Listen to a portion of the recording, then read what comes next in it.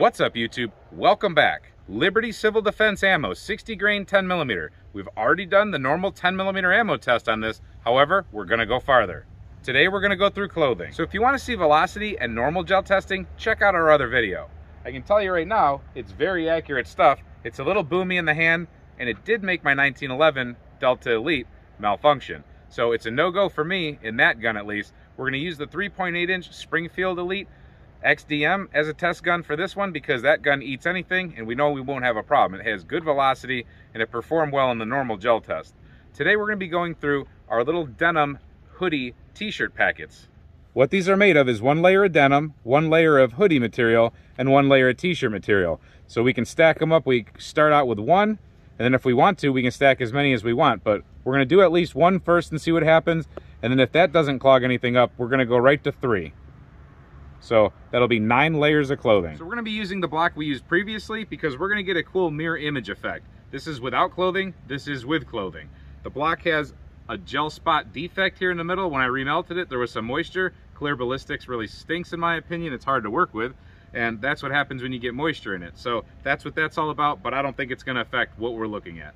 These rounds have very deep hollow points. That's why I'm expecting them to somewhat get affected by clothing. They do have speed on their side. All right, we are 15 feet off the gel block, just like the previous test.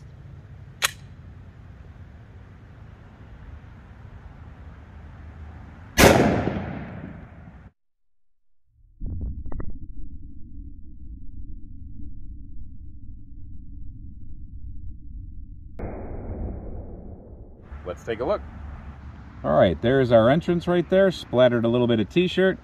It did its normal explodey thing. And you can see fragments of clothing with it, so I'm sure it carried some in there. But it did pretty much what it did before.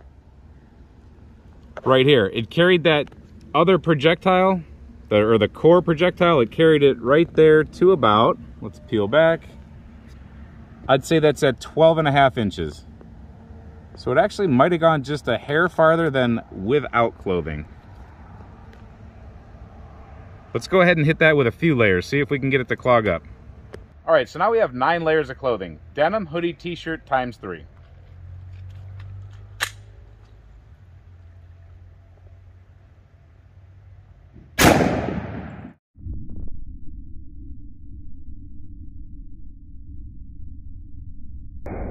Pretty close to the other impact, but let's take a look. Impact 2 right next to the first one. And wowzers, again, boom, we have a lot of fragmentation. It seems like we might have more fragmentation with the clothing.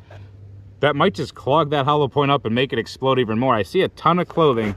I'll try to zoom in, but I don't know if you can see little pieces of fluorescent and red and whatever, but yeah, it took clothing with it. And then, keeps going. And this one stopped right here, a little bit shorter of the other one. This one stopped more at the 12-inch mark. So it still does the job through clothing, in my opinion. So from what I can see here today, civil defense will not be defeated by your regular types of clothing, not even 9 layers of it.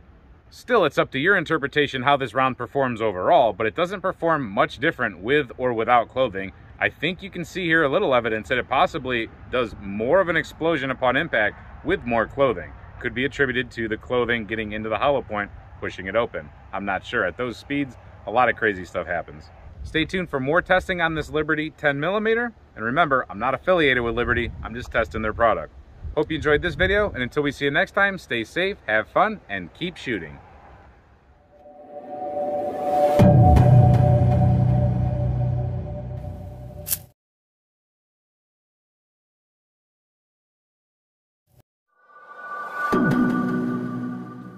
Smith & Wesson 460 Magnum, Performance Center. She's short, but she is mighty. And she's super versatile. She can shoot the 460 Magnum, the 454 Casull, or the 45 Long Colt.